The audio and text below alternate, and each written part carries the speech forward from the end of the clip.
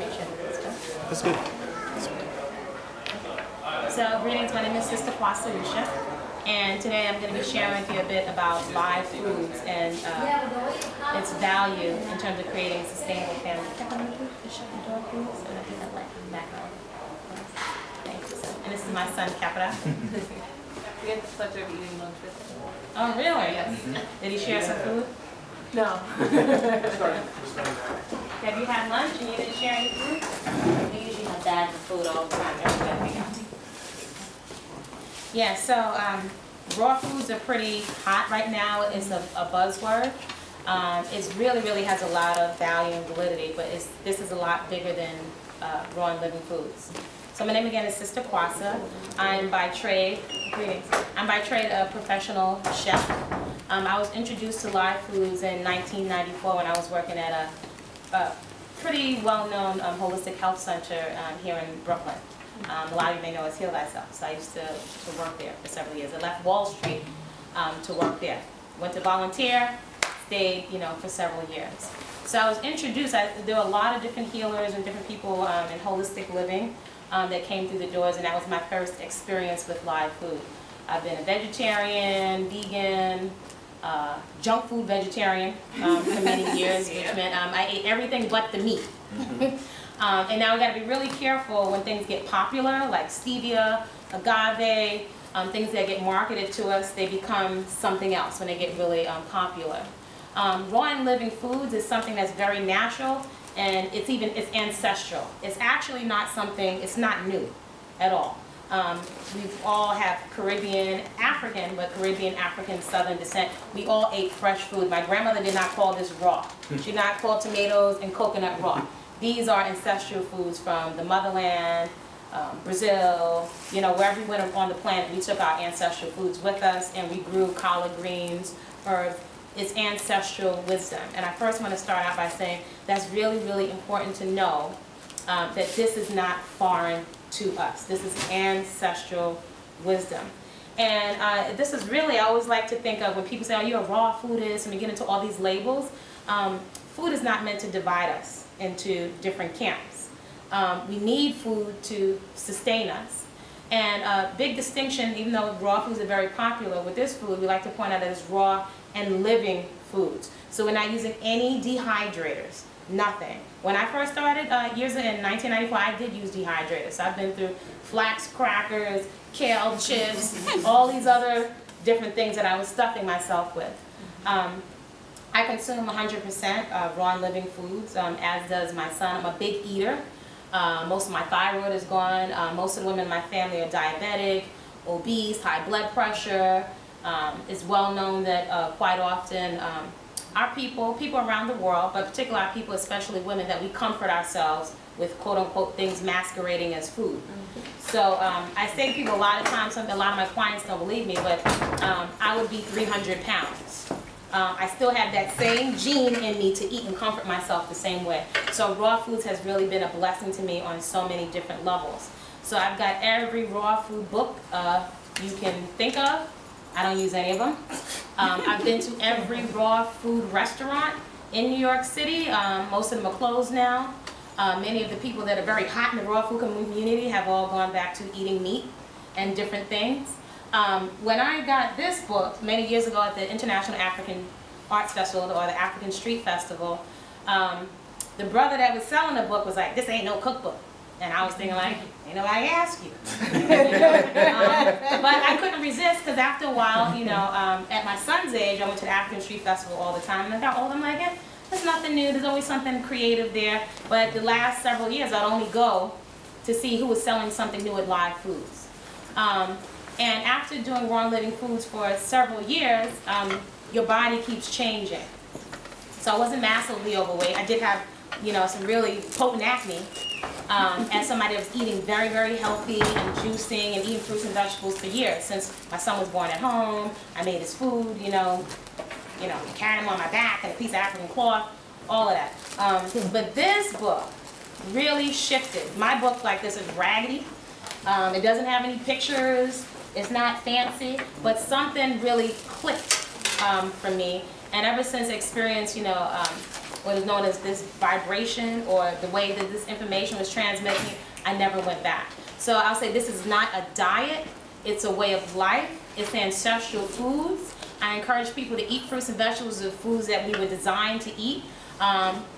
Don't take my word for it. If you look around at our people, I have never, and I've been in the fitness industry, I've competed in fitness, been working in holistic health for years, I have never seen certain things work for our people. Alcohol, cigarettes, dairy, fried foods, things coming out of packages. I have never ever seen them work. I guess it's not in the DNA, but I don't see it working for us. So some really simple things to take home right at the outset. This is a very inexpensive way to eat. And it just never gelled with me that fresh food should be expensive. I always felt like something was wrong with that. That I should not have to spend $30 or $50 or $150 on a supplement. You know, so I was always clear. When I went to culinary school did not teach me to prepare food. That was my grandmother. My grandmother, my sense of flavor, the ability to feed people. Every time you come in the door, you wash your hands, you say good night, and you get a cup of tea and some cocoa bread. That's my grandmother, right? Flavoring with food, that's my grandmother. West Indian, from Barbados. My father's from Barbados, my mother's family from the South. But that ancestral wisdom, I got that from my grandmother. You come in your grandmother's house, wash your hands, sit down, either roll pennies on a plastic lunch tray, or you start chopping up coconut. Lime, coconut, hot pepper, that's just my grandmother. And cleaning. That was my grandmother. That is ancestral wisdom. A coconut is $1.50. You can get it from any fruit and vegetable stand. You can get a couple of sisters together and get a big burlap of them for like $38. I don't even have to buy oil anymore. I can get everything from the coconut. I can have the water, I can have the meat. So I just want to really make sure and drive home the point that this is ancestral. Everything is built in here. I get meat from this, I get oil. I can do so much with a coconut, it's ridiculous. I can even use the shells to put things in. So it's very inexpensive. We have tomatoes. These are things you can find anywhere. And although a lot of my clients could care less about money, I'm very, very clear. I like to remove the excuses from having vigorous daily movement and from eating fruits and vegetables. You can remove every excuse. I know every place you can get it with, you know, if you have food stamps, whatever, you can get fruits and vegetables anywhere. You can find an apple, you can find a banana, you can find tomatoes, you can find some type of green.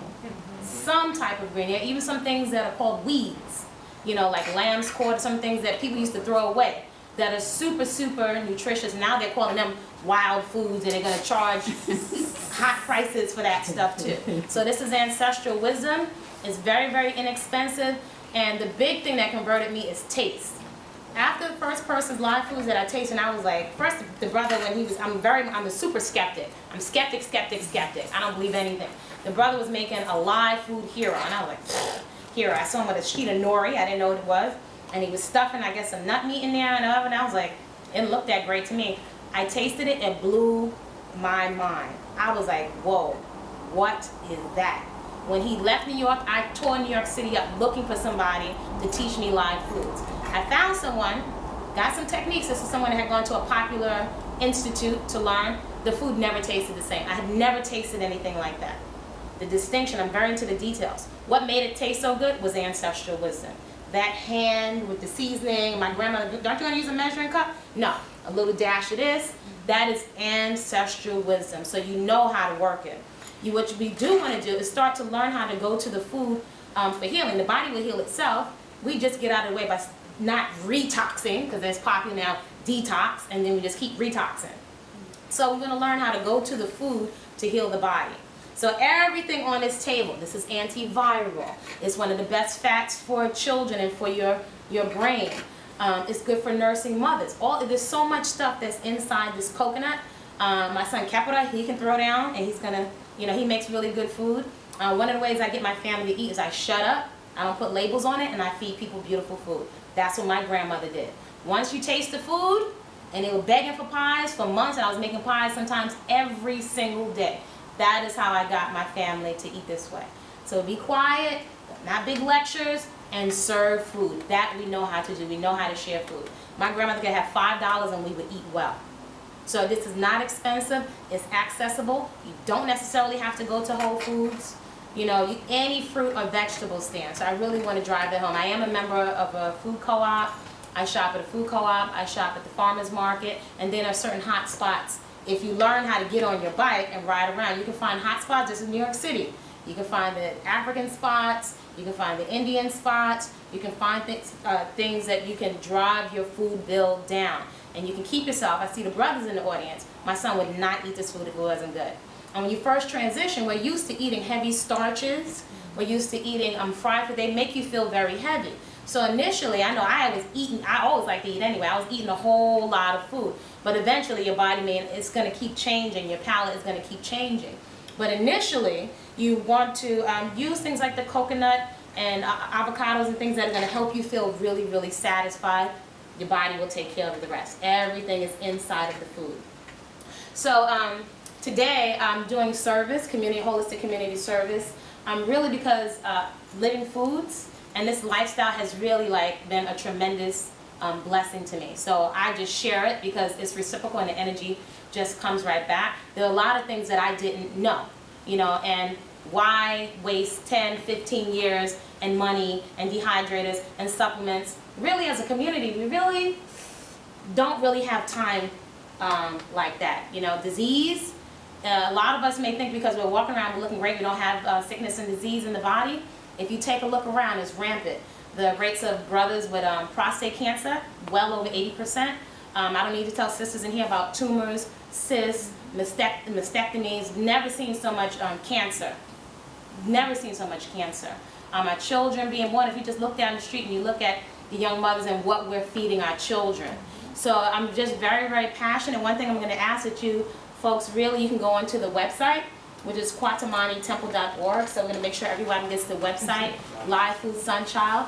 I highly recommend that you invest in one of the green books, which is my most used and raggedy book. I have every live food book. Actually, I'm looking to get rid of them because I don't use them and I don't need them.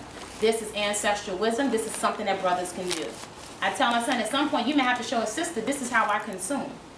As someone that competed in fitness, and I'm around a lot of bodybuilders, folks are concerned about losing weight. A lot of times we're trying to manipulate how the body looks aesthetically, but the body will fall to its own natural weight and it will cleanse on its own. It knows what to do with the food. All you got to do is eat and sit back. The other thing is that this is food for the brain, the body, and the spirit. So when I was coming up, my family were raised in the church. As a young child, I didn't know the word obese, but I saw that something was off. So all the time people and clients would ask me, well, how did you get your start or whatever? I was looking at my mother and my grandmother, morbidly obese, my cousins, and I just knew something was off. I couldn't put my finger on it, but something was off. I didn't know about food addiction. I didn't know any of that stuff. But I do know all the women in the choir were huge, humongous. And I just knew intuitively, I don't want to be like that. But I have the same propensity. I used to be a junk food addict. Kit Kats, 3 bags of large, Bonton barbecue, cheap knee-high soda. I was eating candy corn. Then I just transferred over to health food, to health junk. Thinking I was eating organic Newman's Oreos or whatever. But it was really just the same energy and vibration. It's the same thing, and I always couldn't figure out why my skin was looking so horrible. The other thing is this is food that the cells in the body will recognize. They've been on the planet a long time. So one of my clients just asked me today, well, what's the difference? I was like, well, my cells can recognize a tomato or can recognize the chlorophyll in here. My cells cannot recognize FDC blue red number 5 in the fitness community. Can't recognize fat-free cheese. It cannot recognize fat-free Cool Whip, NutraSweet, sucralose, all this stuff. We're trying to outdo the Most High, and it hasn't worked yet. So one of the simplest things is when you taste the food, the conversation stops. When you just think, if I can have delicious food like this and it's inexpensive and I can do it, that's home free. Now you can free up that energy to start working on other stuff. You can take that economics and you can start thinking about something else, like maybe perhaps moving somewhere else, creating a community. There's so much on the table in terms of it's a lot we have to do to heal as a people in terms of homeschooling, educating our children, making our own clothing. There's a brother that said growing your own food is like printing your own money. So at this point in the information age, we do know enough and have enough skills and elders that are carpenters and teachers, but if the mind is not right, then, and I say to my son, he's going to have to get it right. He's going to have to look at the elders before him. What did we get right? and what did we not get right. Because when I go to the African Street Festival and I look at the founders, look at the children, and look at the fruit. Look at the fruit. Look at our health. Like Kwanzaa and Hotepin and all these different words, and we're falling down sick. You know, we're not going anywhere if we're falling down sick on the battlefield. So we're not going anywhere until we can address our consumption, or something that the elder high priest calls divine consumption. Another thing I highly invite you to look into, if you can, invest in divine consumption, because the reasoning behind the food, once it really clicked, you could not pay me. It was a hurricane going on, people like, well, you can't. That's not food to me. It's like eating the video camera. It no longer occurs as food to me, and I'm kind of shocked that I was eating that. And I was told several times, numerous times, just keep eating the food. Just keep eating the food. I was like, okay, why do they talk like that? They're speaking plain English. They said keep eating the food. And your reasoning will start to shift. When you get that, I refuse to consume death, basically. Anything that is dead and devitalized does not belong in my body. And all the clarity that I'm working to get will disconnect the minute I put dead and devitalized foods in my system. When that clicked, I never put that stuff in my mouth. You couldn't pay me. I don't care what anybody else is doing. It is not food. And I can't expect to have really sharp, clear thinking and reasoning when I'm putting dead and devitalized. I don't care if it's dead and devitalized quinoa. I don't care if it's in a health food store. I don't care if they say it's organic.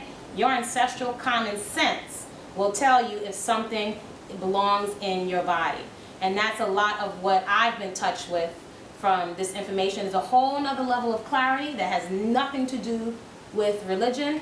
It's just simply ancestral wisdom and common sense. The other part is that the food is going to speak for itself.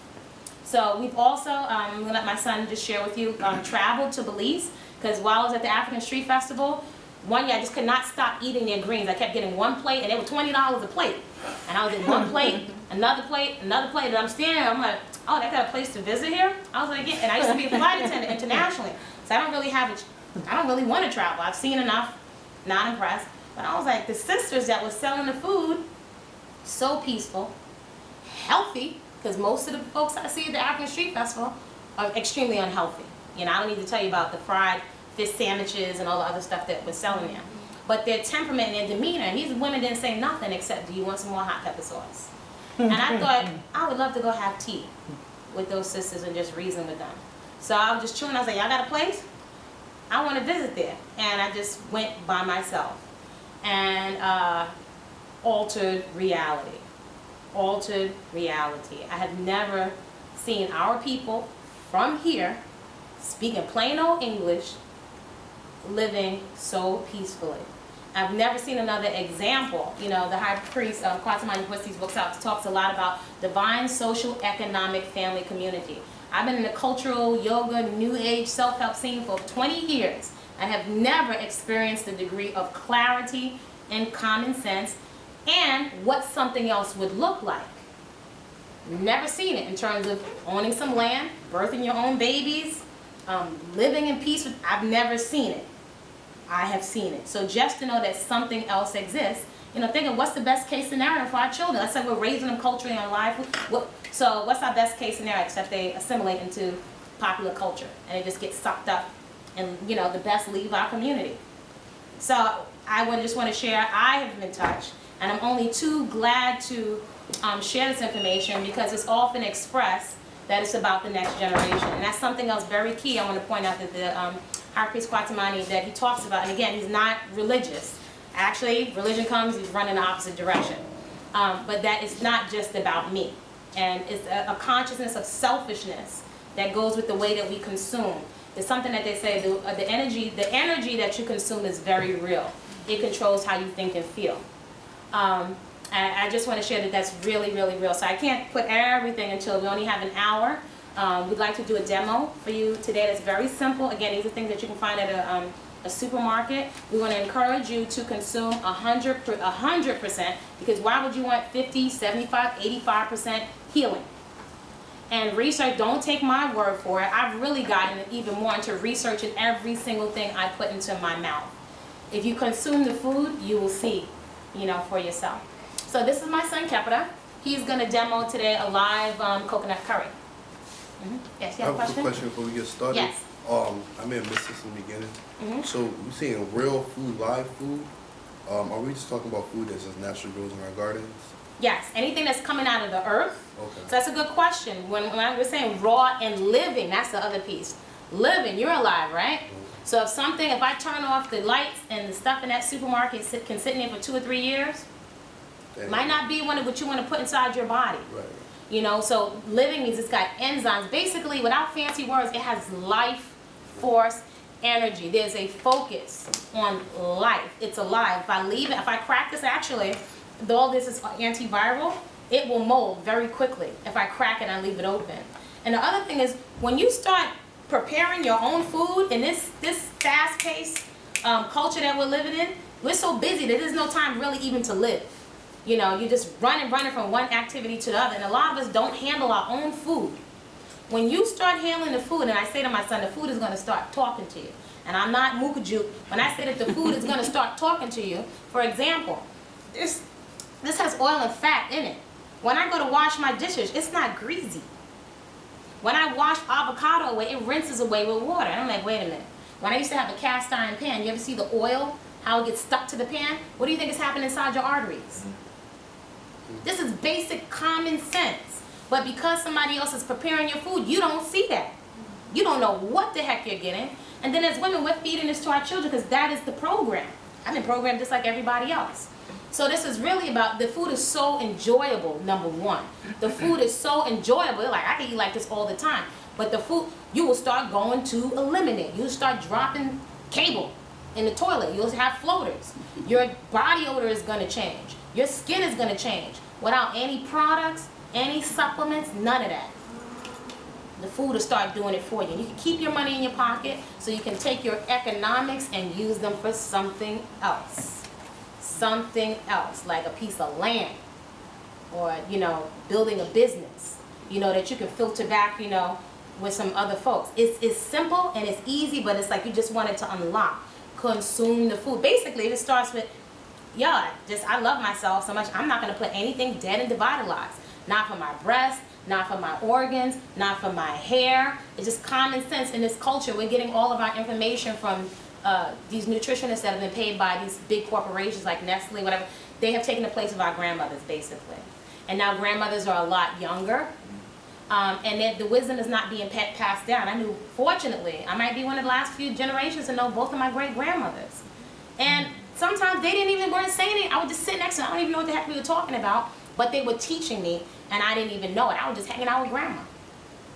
You know, so my grandmother, just with that simple lime, coconut, and hot pepper, and aloe, come right back full circle to my grandmother.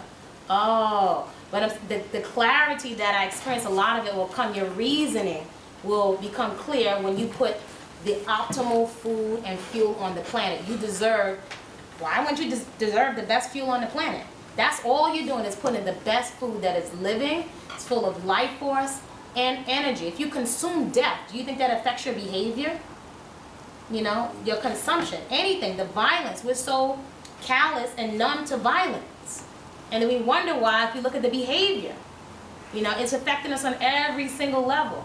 So it's really the reasoning, your reasoning behind every single thing that you do will shift when if you're called to, I don't like to tell grown folks what to do.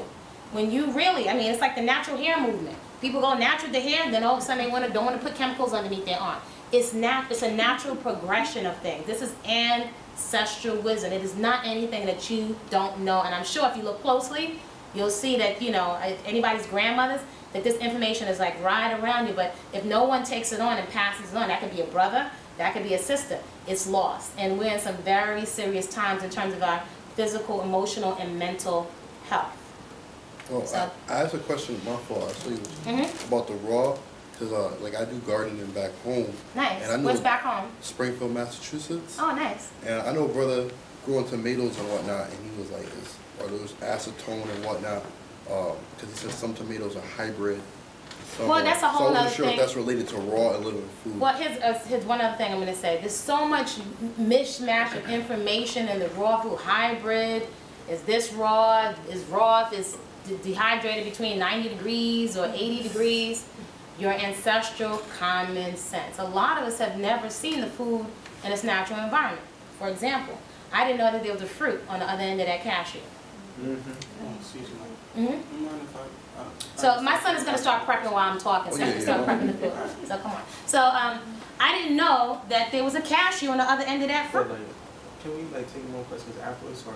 Well, I'm just going to answer and start cracking the coconut, please. Well, I want to demonstrate. You can demo, just crack the coconut, and then move on. So I was going to answer your question. The cashew has a fruit on it. I had never seen, we just came back from Belize for the 4th time visiting the Kwatamani family community. I didn't know that, I had never seen an almond tree.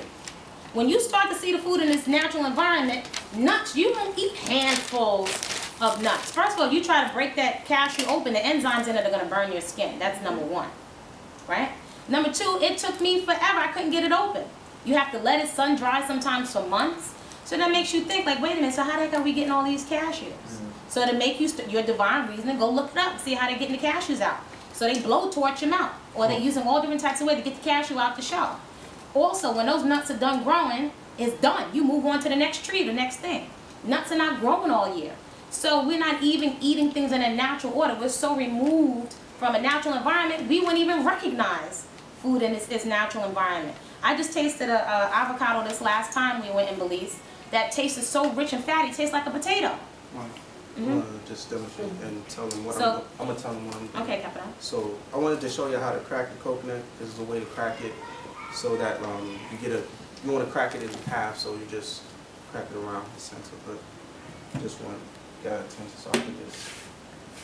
And what are you making, Captain?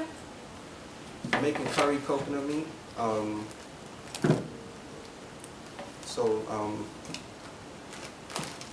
gonna, as I go along, I'm gonna just show you the ingredients. This is just like a mature coconut, so the one you see the hard, the meat inside is like hard. So I'm just cracking it around the middle so I can get a nice, clean half, so I can put it on this grater. Is there anything else that we can crack the coconut with? This is probably the best thing to crack it with. I'm sure, like... What about the cleaver? That's not as safe. Okay. Like a cleaver? So if you take the cleaver, if you do it behind, I'm going to teach you another technique. I'm just going to tell them what the cleaver... You know the meat cleaver that you use? Yeah. But I was saying that's not really safe. Well, you may not be aware of that way. There's another way you can also open it. If you don't, you should have a hammer. It's very safe. This is where my grandmother showed me how to do it. When we were doing a presentation at the African Street Festival, I had so many people from different islands come tell me all the different ways that they opened up a coconut. My grandmother did it this way in Guyana. In Trinidad, we opened that's what I'm saying, this is ancestral wisdom. So if you take a cleaver and you turn it over and you just tap it lightly, it will crack open easier. But I was saying, like, just for... I'm not going to advise anyone to use a knife unless you're comfortable with it. Using a knife. So for that instance, I don't think it's like... Just because it's so skinny. Yeah, I think that's a hammer is like something that's accessible to everyone. I think it's really easy to use. But like yeah. So you hit it right in the middle. And Yeah, so like you you go around.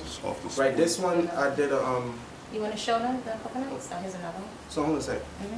Hold on a sec.